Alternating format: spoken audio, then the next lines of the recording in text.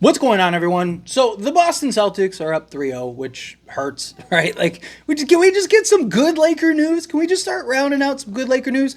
However, I do think that, the finals is probably going to be over pretty quickly, which very likely will lead to JJ Redick, if he is to be hired, probably coming, probably Monday, potentially, if Boston can round out and go 4-0. But I did a whole video breakdown on the Boston and Mavs game after it happened. Go check out that video if you didn't watch it. But what I wanted to talk about and kind of go more in depth with is something that I touched on the back half. And it's that these playoffs, particularly with like Boston and even Dallas to an extent, and you can even extend it to the Denver Nuggets and the Minnesota Timberwolves and stuff, is that like so many people preach depth, depth, depth, depth, depth, right? We got to have depth. We got to be 15 guys deep, right? But again, look at the teams that are winning. Look at the teams that are going to the finals. Look at the team that is about to win the NBA finals. They're not deep, right? In the sense of like the back end of the bench deep, right?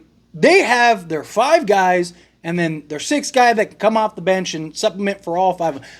Boston is so talented in the front line that they can lose who's been arguably their most or second most impactful player. I'm not saying he's their second best player. I'm talking about impact and everything he does.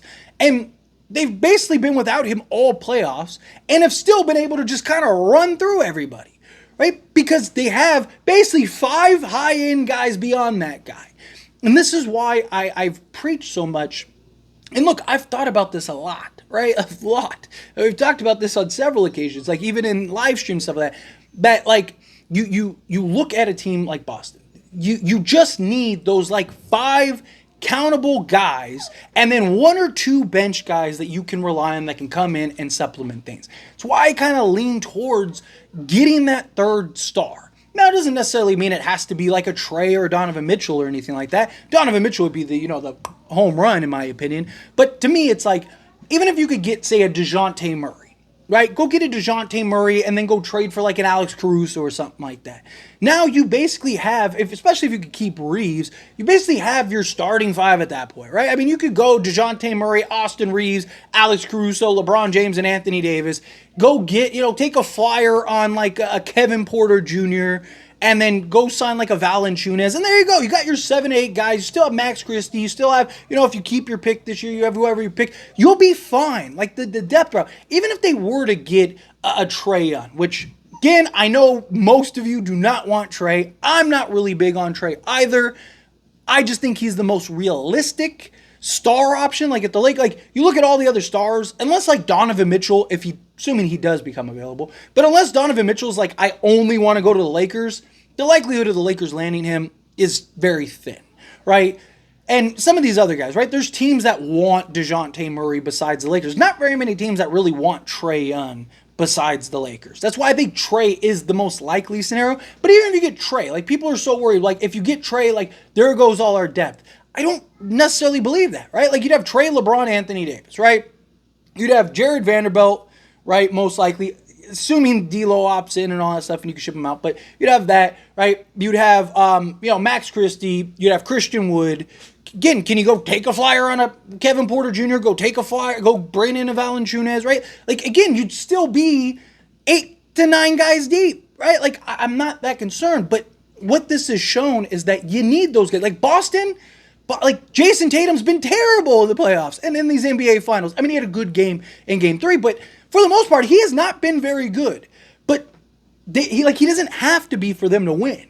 If LeBron played the way that Jason Tatum played in the playoffs, 1, he'd be getting just crucified. But 2, we would get blown out, right? Like we wouldn't even have a chance, right? Or if Anthony Davis had a bad run, like we get blown out, we wouldn't have a chance. Right? Because we don't have those other guys that you can count on a night-to-night basis. Right? Austin Reeves at a game, D'Lo at a game, or a game and a half, 2 games, whatever, right? But that consistency, where Boston is just like, their front 5, 6 guys, obviously, the NBA is trying to, with the new CBA, prevent teams from building a Boston where you got basically 5 all-star level players, right? So teams are trying, like the NBA is trying to get away from that. But I do believe you could do something similar, right? Go get that 3rd star, bring him in, have 2 or 3 quality, just round out pieces that you can count on a nightly basis, and then go get a bench guy or two that you can count on that can offset it. Maybe you do go 8-9 guys because you got like little more front end talent, right? Like I really think that's like the depth route hasn't really like even last year depth route meant nothing. Depth meant nothing. Denver won. Like that was Denver's biggest problem. Denver couldn't play defense, and they had the least deep bench in the entire NBA, and they won a championship. Right this year, Dallas Dallas too. I mean, Dallas is only running. I mean, you have Tim Hardaway Jr., who was their second best player all season, pre-Kyrie, right? And also this year was the leading candidate for sixth man of the year, and he's not even in the rotation. I mean, he played in the last game, but it was out of the rotation for the most part, right? Again, because it's just like you're like 6-7 guys once you get to the playoffs. Now, obviously, the regular season, you need to win games. You need guys like that. But again, if you can find some nice young talent, some nice back end guys, right? Again, because the problem is like loading your bench, you're not going to play all those guys, right? You're not going to play 10 guys off the bench. You're just not, right? So again, to me, it's like, just go get like that one, all-star caliber. I'm not even saying he has to necessarily, like DeJounte Murray to me is an all-star caliber player. He's a former all-star. I do think in the right situation he could be an all-star again. I don't think he would in the West because the West is just so stacked with guards, but he's an all-star caliber player. He's a guy that can go do multiple things. Hopefully he can get back to being the all-defensive guy that he was with the San Antonio Spurs. That would be great. If you can just get somebody like that and then go get one or two just higher end caliber guys, right? Without blowing it up. Like, to me, that's perfect, right? Like, in a perfect scenario, getting this off the top of my head, but perfect scenario would be like you go get DeJounte, you trade for an Alex Caruso or something. Maybe you take Rui or something, go trade for an Alex Caruso, right? Now you got like DeJounte Murray, Austin Reeves, Alex Caruso, LeBron James, and Anthony Davis, right? To me, there you go. Now you got your starting five. Again, go take a flyer on a Kevin Porter Jr. You got like Gabe Vincent, Kevin Porter Jr., Christian Wood. Can you go get a Valanciunas or even an Andre Drummond? Say Andre Drummond, Valanciunas. Like, you're fine. You got depth. You got talent. You got versatility. You got the third guy, right? So if LeBron does have a bad game, DeJounte Murray can take over and it's his go time. Anthony Davis has a bad game. LeBron James and DeJounte Murray can take over and it's go time, right? Like, DeJounte Murray has a bad game. It's like, okay, well, you have LeBron James and Anthony Davis. It's who can you rely on? You're seeing it with Dallas, right? Role guys were lights out, playing excellent basketball all playoffs. Then they got into the finals and they've all disappeared, and it's Luka and Kyrie, and that's it. Kyrie has a bad game, they have no shot, right? Like, again, like the idea of like, oh, you just need two guys. No, you need two stars, but you need that consistent third guy. You need that guy that when Tatum has a bad game or Brown has a bad game, he can step up and do it. Right? Boston just has the luxury that they have multiple guys that do, Al Horford and, Kristaps Porzingis when he's healthy, Drew Holiday, Derek White. But not all teams can have that luxury. I don't think the Lakers are going to be able to get that type of luxury. But to me, I do think you can go get, like I said, a DeJounte Murray or something like that, bring him in. Like, I don't even hate the idea of like Zach LaVine and Alex Caruso. Right? There's talks that like, hey, the Lakers may be interested in Zach LaVine if they can get Caruso. Take that on. I understand the injury concern, but that's like everybody, right? I mean, Zach LaVine plays roughly the same amount of games as all the other stars, right? Like, to me, it's like, what's your top 6 guys? Like, right now, our top 6 guys aren't good enough. If you were to get somebody like a Zach LaVine, who, again, can go off and drop 50.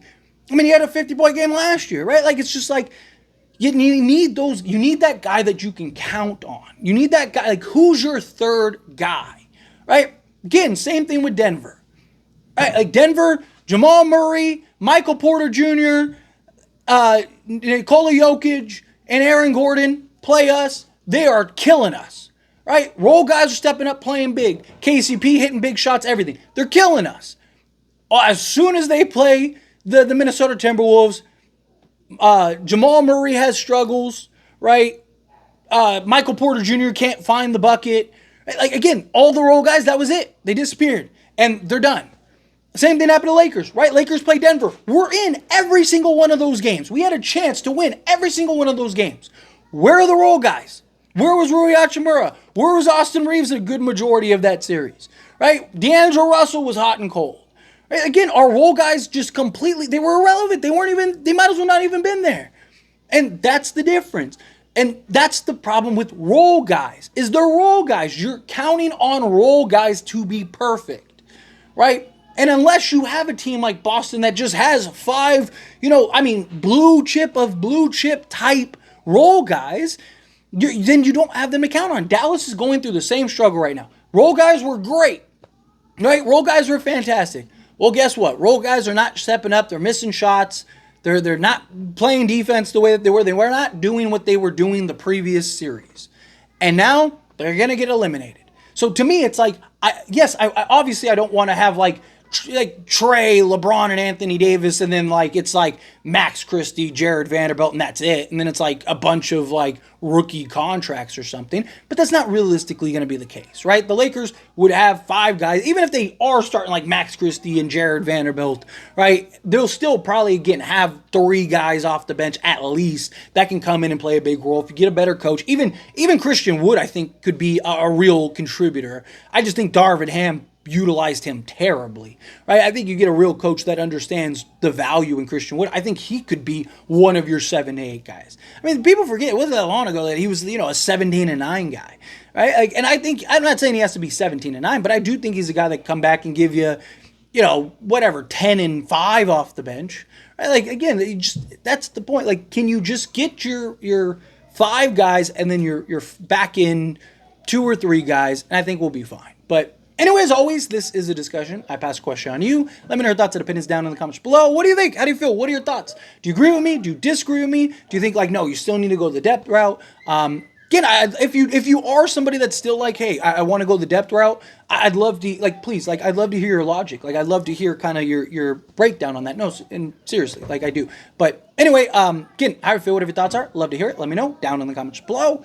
That being said, if you haven't liked this video, hit that like button. Helps me a lot. Lets me enjoy these types of videos, and I truly appreciate it. Not subscribe to the channel, hit that subscribe button. Turn on the bell notifications. Appreciate y'all. See you in the next one. Thank you.